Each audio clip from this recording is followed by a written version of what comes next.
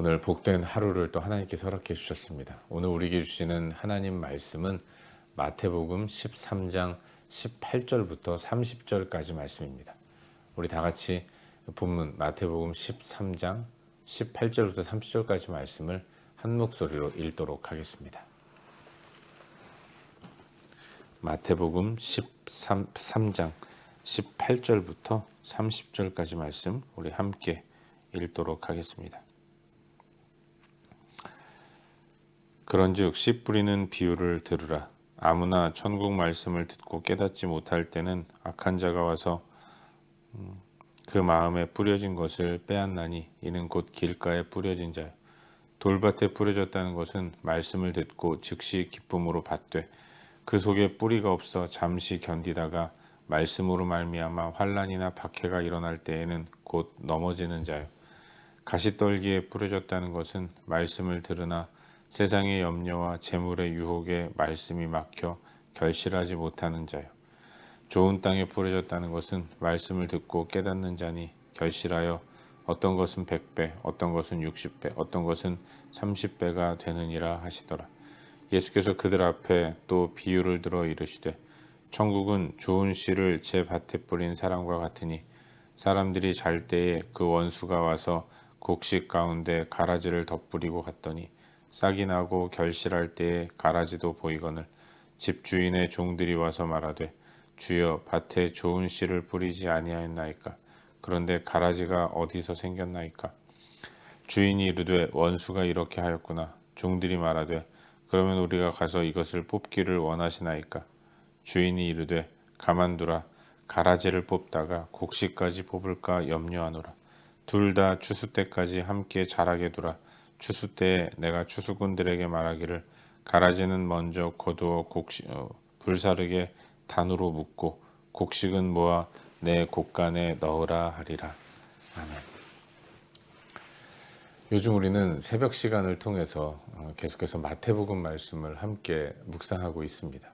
오늘은 어제 이어서 방금 읽은 말씀인 이 마태복음 13장 18절부터 30절까지의 말씀을 살펴보는 가운데 우리에게 주시는 은혜와 도전들을 함께 나누기 원합니다.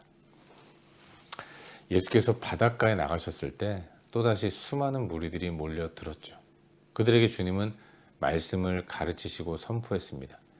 배를 타고 바닷가로 조금 나가셔서 그 배 위에 앉으시고 무리들은 해변에 서서 예수께서 전하시는 말씀을 들었습니다. 근데 주님은 이번에는 비유로 말씀하시지 않았습니까? 씨 뿌리는 자가 씨를 뿌렸다. 그런데 그 씨가 더러는 길가에 떨어졌고 더러는 돌밭에 떨어졌고 더러는 가시떨기에 떨어졌다. 길가와 돌밭과 가시떨기에 뿌려진 씨는 결실을 맺지 못했지만 그러나 좋은 땅에 뿌려진 씨도 있었고 그 좋은 땅에 뿌려진 씨는 결실해서 100배, 60배, 30배의 열매를 얻게 되었다. 이렇게 말씀하신 이후에 들을 귀 있는 자는 들으라 라고 말씀하시고 더 이상 말씀을 하지 않으셨던 겁니다. 비유로 말씀하신 예수님은 그 비유가 의미하는 메시지가 무엇인지 설명하지 않으시고 강론을 끝내셨다는 거죠. 오늘 본문은 그 비유를 이제 제자들에게 의미를 하나하나 설명해 주시는 메시지가 들어 있습니다. 길가에 뿌려진 것, 그것은 천국 복음을 들었지만 악한 자가 와서 그 씨를 빼앗아 갔다는 것을 의미하는 것입니다. 돌밭에 뿌려진 씨라는 것은 말씀을 듣고 믿는 것 같지만 박해와 환난이 일어날 때 결국 그걸 이겨내지 못하고 넘어진다는 것을 의미하는 거죠. 그리고 가시떨기에 뿌려진 씨라는 것은 염려와 또 유혹, 이것에 현혹되어서 결국은 결실하지 못하는 결과를 얻게 된다는 것을 말씀하고 계신 것입니다.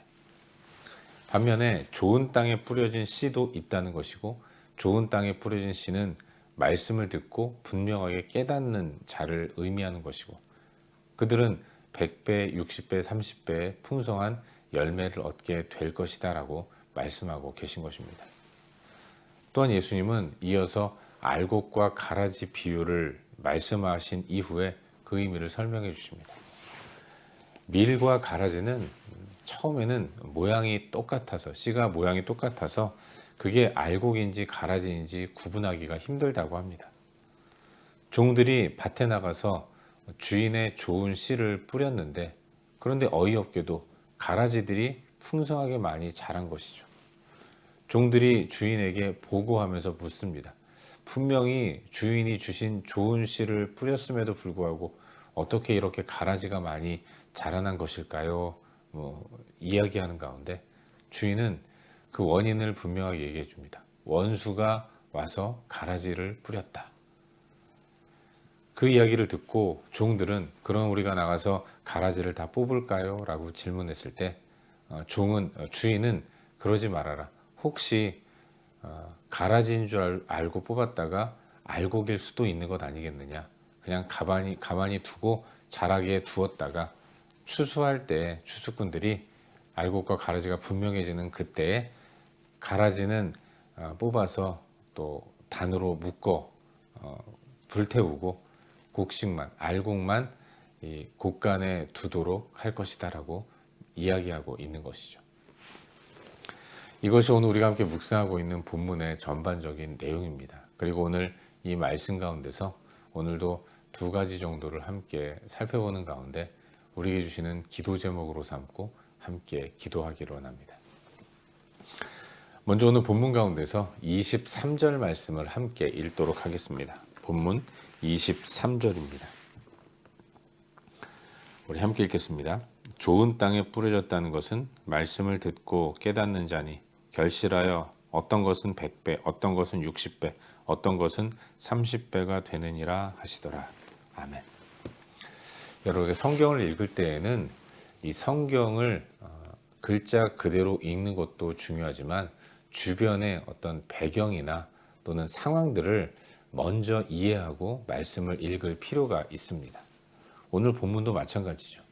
예수께서 바닷가에 나가셨고 모인 무리들에게 비유로 말씀하셨는데 예수님이 그 비유의 의미를 설명해 주지 않으셨습니다. 그래서 몇몇 사람들, 특별히 제자들이 예수님의 뒤를 따라와서 그 의미를 물었을 때 주님은 이 제자들에게, 비유의 의미를 묻는 제자들에게 이 말씀을 해주고 계신 것입니다. 결국 이 말은 예수님이 큰 무리에게 하신 말씀이 아니라 제자들에게 해주신 말씀이라는 거죠. 18절 이하의 말씀이 그런 내용인 것입니다. 여러분, 어제도 수요예배를 통해 말씀을 나누었지만 제자들의 마음에는 큰 의구심이 있었습니다. 내가 전하는 복음이 진짜 복음일까? 좋은 소식일까? 결국 내가 헛된 일을 하고 있는 것은 아닐까? 의구심이 들었습니다. 왜 그렇습니까? 좋은 씨, 복음을 선포했음에도 불구하고 드러나는 열매는 그렇게 풍성한 열매가 아니었고 대단히 실망스러운 결실만이 맺혀졌기 때문에 그렇습니다. 나를 변화시킨 복음, 제자들을 그리스도를 따르게 만든 그 귀한 하나님의 말씀을 주께서 위임하신 권위를 가지고 나아가서 전했는데 생각만큼 풍성한 열매를 맺지 못하게 되었다는 거죠. 그것 때문에 낙심하고 또 실망한 그런 제자들의 모습이 있었는데 예수님은 그런 제자들에게 이 비유의 말씀을 하셨고 또 설명해 주고 계신다는 거예요. 우리 예수님은 복음을 전파하는 수고에도 불구하고 열매 없음으로 인해서 괴로워하는 제자들에게 위로를 전하고 계신 것입니다. 그 위로의 의미와 목적은 실망하지 말고 또다시 복음을 들고 세상 가운데로 나아가라, 이런 메시지가 들어있는 것입니다. 제자들이 본 복음 전파의 결과는 다 길가와 돌밭과 가시떨기 뿌려진 씨와 같이 열매 없는 것으로 나타났습니다. 하지만 그 가운데서도 좋은 땅에 뿌려지는 씨도 있다는 것이죠. 그걸 기억하는 가운데 씨가 문제가 아니라 밭이 문제라는 것. 그런데 어떤 밭은 좋은 땅이기도 하다는 것을 잊지 말고 계속해서 복음을 전하는, 선포하는 삶을 살아야 한다는 것을 도전해 주고 계신다는 것을 우리는 잊지 말아야 하는 것입니다. 사랑하는 여러분, 우리도 마찬가지입니다. 우리는 예수를 따르는 그리스도의 제자입니다. 씨를 뿌리시는 하나님은 제자들을 통해서 씨를 뿌리고 계신 거예요. 하나님께서 먼저 믿은 우리를 통해서 하나님의 복음이 이 땅 가운데 선포되도록 역사하시는 것입니다. 좋은 땅에 뿌려진 씨만이 열매를 맺습니다. 예수 그리스도로 인해서 변화되고 영생을 얻어 풍성한 삶을 살게 되는 거예요. 우리가 열심히 전도해도 복음에 대해서 거부하는 사람들이 있습니다. 꽤 많아요. 훨씬 더 많습니다. 하지만 그 가운데서도 어떤 이들은 예수 그리스도를 영접하고 구원의 은총을 누리는 사람들이 있는 것입니다. 그리고 그 사람은 하나님이 천하하고도 바꾸지 않겠다고 말씀하시는 천하보다 더 귀한 한 영혼이라는 것을 우리는 기억하는 가운데 어찌하든지 수고함으로 복음을 전하는 이 일을 중단하면 안 된다는 것을 예수님의 설명을 통해서 다시금 도전받게 되는 거예요. 다 길가와 돌밭과 가시떨기에만 뿌려지는 것이 아니라 좋은 땅에도 뿌려진다는 것. 그 좋은 땅에 뿌려진 씨가 열매를 맺을 때에 천국에서는 기뻐 잔치가 일어난다는 사실을 기억하는 가운데 우리는 낙심하지 말고 복음을 전해야 하는 것입니다. 제가 한국에서 병원 전도를 한 적이 있었습니다. 사형리라는 소책자를 들고 이 병실 저 병실 다니면서 복음을 전했고 또 로비에서도 만나는 사람들에게 다가가서 사형리를 읽어주려고 했던 적이 있습니다. 어떤 사람들, 아니 대부분의 사람들은 사형리를 들고 복음을 전하려고 하는 저를 거부했어요. 듣지 않았던 것입니다. 됐다고 이렇게 복음 전하는 것을 받아들이지 않았습니다. 계속해서 그렇게 여러 사람들의 거부를 보면서 마음에 낙심이 되죠. 내가 지금 뭐 하고 있나? 빨리 시간이 지나서 저녁이 되어서 그냥 돌아갔으면 좋겠다. 이런 마음이 계속 드는데 그래도 약속한 시간 동안 복음을 전하려고 이 사람 저 사람들을 만나고 있는데 그때 한 환자복을 입은 중년의 여인을 만났고 그분에게 복음을 전하려고 사형리 책자를 펴서 읽어주는데 그분이 사형리 책자를 읽어주겠다는 제 제안을 들은 것도 감사했는데 한 글자 한 글자 읽어가는 가운데 그분의 눈이 촉촉하게 젖는 것을 보았습니다. 그리고 영접 기도를 따라하는 거예요. 예수를 믿겠다고 고백하는 그런 일이 일어났던 것이죠. 그 순간 큰 보람을 느꼈고 그동안 저를 거부했던 제가 거부당했던 모든 것들은 다 기억에서 사라지고 그 영혼이 예수 그리스도를 믿겠다고 영접 기도하는 이 감격 가운데 기뻐하면서 또다시 다른 사람들을 찾아 복음을 전하려고 돌아다녔던 그런 경험이 있습니다. 복음 전파란 그런 것이죠. 여러분 우리가 신생아를 키울 때 많이 경험하지 않습니까? 밤낮이 바뀐 그 신생아 계속해서 밤새도록 울어대는 아이를 너무 울면 주변 사람들이 잠을 못 잘까 봐 안고 자장자장하면서 달래면서 그렇게 긴 밤을 지새는데 여러분 그게 얼마나 힘들고 어렵습니까? 팔이 끊어져 나갈 것 같이 큰 고통을 느끼게 되지 않습니까? 어떤 분은 그 신생아를 그냥 던져버리고 싶다고 얘기하는 사람들도 있는데 그렇게 힘겹게 밤새도록 우는 아이를 달래가면서 시간을 보내다 보면 지치기도 하죠. 그런데 그 순간 잠깐 아이가 씩 웃어주는 이런 모습을 목격할 때가 있습니다. 베넷 웃음이라고 하죠. 왜 웃는지 모르지만 그 울어만 대는 그 깐난쟁이가 씩 하고 웃어주는 때가 있어요. 그걸 목격하면 얼마나 기쁘고 즐거운지.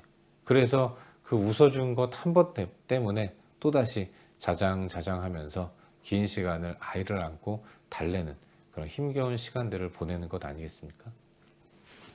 우리의 복음 전파가 그렇다는 거예요. 선포될 때 우리를 실망스럽게 만드는 결과가 대부분이라고 하더라도 그러나 그 가운데서 한 영혼이 돌아오는 역사가 일어난다는 것을 기억하는 가운데 우리는 실망하지 않고 복음을 전하는 삶을 살아야 하는 거예요. 오늘도 우리 삶 가운데 그와 같은 모습이 있기를 주의 이름으로 축원합니다.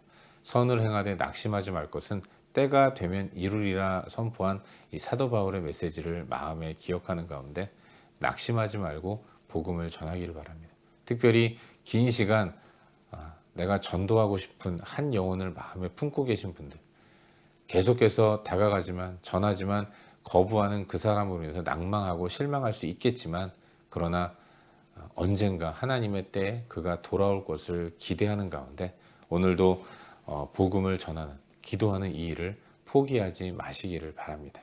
그렇게 예수 그리스도의 복음을 온전히 전하는 우리의 삶이 될 수 있기를 주의 이름으로 축원합니다. 한 가지만 더 묵상하기를 바랐는데요. 오늘 본문 가운데서 30절 말씀을 함께 읽도록 하겠습니다. 본문 마지막 절인 30절입니다. 함께 읽겠습니다. 둘 다 추수 때까지 함께 자라게 두라. 추수 때에 내가 추수꾼들에게 말하기를 가라지는 먼저 거두어 불사르게 단으로 묶고 곡식은 모아 내 곡간에 넣으라 하리라. 아멘. 여러분, 24절 이하의 말씀은 알곡과 가라지의 비유입니다. 우리 예수님이 제자들에게 알곡과 가라지를 비유로 하나님 말씀을 선포하고 계세요. 이 비유를 통해서 우리가 기억해야 할 것은 결국 심판날이 있다는 것입니다. 추수 때가 다가온다는 거예요. 그때까지는 알곡과 가라지가 같은 밭에 함께 있다는 겁니다. 종말의 때까지 이 땅의 모습은 그래서 혼란스럽고 우리를 낙심하게 만드는 여러 가지 실망스러운 일들이 생겨나게 된다는 거예요. 하지만 중요한 것은 비록 지금은 현실적으로 현실이 우리를 힘들게 만들고 어렵게 하더라도 결국 알곡과 가라지가 구분된 때는 반드시 오는 것이고, 그때에는 모든 것들이 다 해결된다는 것을 우리는 잊지 말아야 하는 것입니다. 우리 삶의 현실이 팍팍하고 괴롭고 힘든 경우가 많이 있어요. 하지만 중요한 것은 그게 영원하지 않다는 것입니다. 때가 되면 알곡과 가라지가 공존하는 이 땅의 끝이 오게 되는 것이고, 그때까지 우리 하나님은 알곡인 우리를 보호하고 계신다는 것입니다. 여러분, 본문 말씀 읽어보면 종들이 그러면 알곡과 가라지 가운데서 가라지를 뽑아버릴까요? 라고 이야기할 때 주인은 걱정하는 것이죠. 혹시라도 가라지 뽑으려고 하다가 알곡까지 뽑히면 어떡하나. 여러분, 이게 하나님의 마음 아니겠습니까? 그 뽑혀지는 알곡, 종들은 여러 알곡 가운데 하나이겠지만 우리 하나님에게는 그 알곡, 뽑혀지는 그 알곡이 한 영혼, 천하보다도 더 귀한 한 영혼이기 때문에 그것 하나 보호하시기 위해서 가라지를 그냥 내버려 두는 것입니다. 이 또한 하나님의 우리를 향한 크신 사랑임을 잊지 말아야 하는 거예요.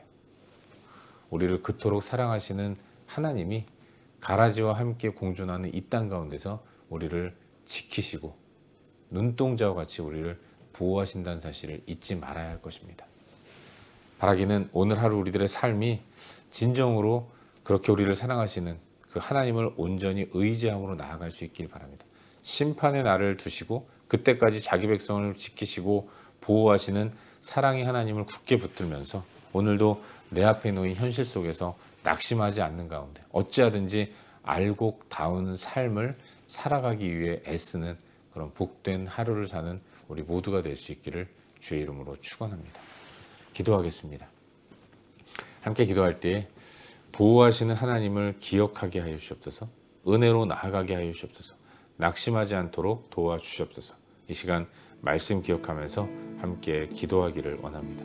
또한 우리의 중보가 필요한 영역들을 위해서 기도할 때에 고통받는 저 튀르키예와 시리아 땅을 위해 기도하시고, 또한 우리 가운데 또 수술을 앞에 두고 있는 분들, 수술하고 회복이 되는 분들, 계속 체크업하면서 걱정하고 염려하는 분들, 우리 환우들을 위해서 기도해 주시기를 바랍니다.